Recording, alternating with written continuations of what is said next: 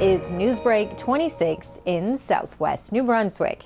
I'm Vicki Hogarth. Here's what's happening in our part of the world. The fate of the historic Charlotte County Courthouse is once again top of mind in St. Andrews.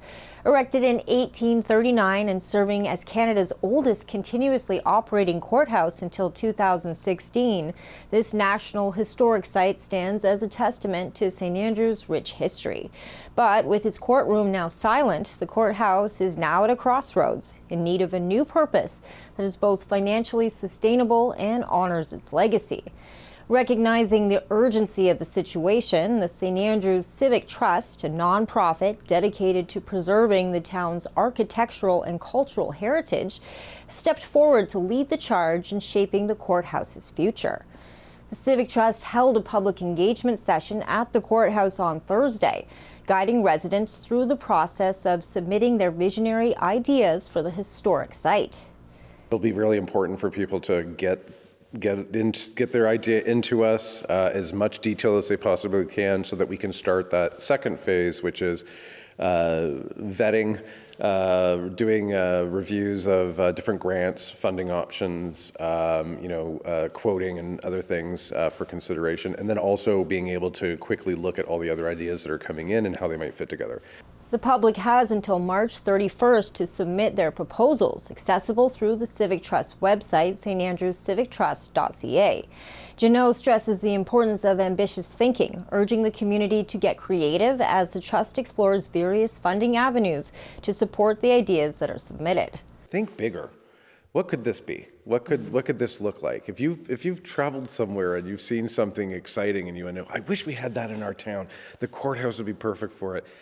It might not be the final idea, but it's an idea. Submit it. Figure out what you think it might cost. Are there any grants? Is there a funding partner? And be as detailed as possible. Like, that's what's really important, because we're going to take we're going to do a lot of the heavy lifting for those ideas to figure out, like, can they be funded?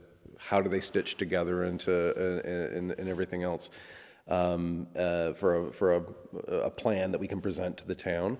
But just be as detailed as possible. The initiative comes after the town of St. Andrews initially hired Broken Shovel Consulting to find self-sustaining new purposes for the courthouse and commons. St. Andrews Mayor Brad Henderson told CHCO that council was underwhelmed by the consulting firm's report, leading them to turn to the Civic Trust, known for their successful restoration projects in the community. An asset like the courthouse deserves due diligence. When you look at something like that, you don't want it just to sit and have no community use, and the taxpayer continues to put money into something that is not very well utilized in the community. It's an asset. It's a cultural and heritage asset of our community. It needs to have a plan that is sustainable, but also is enjoyed and used by the community in some capacity. So I'm really happy to see Civic Trust take the lead. They have a track record, if you look at some of the projects they've done in the past, of figuring stuff like this out. Not to keep going back to the consultant that we hired and we got a report, but when I got that report, I was really underwhelmed by what it said. There wasn't that aha moment that I didn't even really think that the model was sustainable. The Civic Trust aims to present a set of sustainable recommendations for the courthouse and commons to the town by August. In the meantime, they're counting on the public's creativity to help write the next chapter of the courthouse's history in the community. New Brunswick's Liberal leader, Susan Holt, is currently on a provincial tour focusing on the state of the healthcare system, visiting communities in all corners of the province to meet with healthcare workers and long-term care professionals. On Monday, she was in St. Stephen and St. Andrews and took time out from her schedule to sit down with me in the CHCO TV studio. It's hard to say it's going really well, because the stories that I'm hearing are really hard to hear. When people are talking about the heartbreaking conditions that they're facing as healthcare workers in the province. And you can feel the pain and frustration and sadness from people who aren't able to deliver the kind of care that they train to do, that they love to do.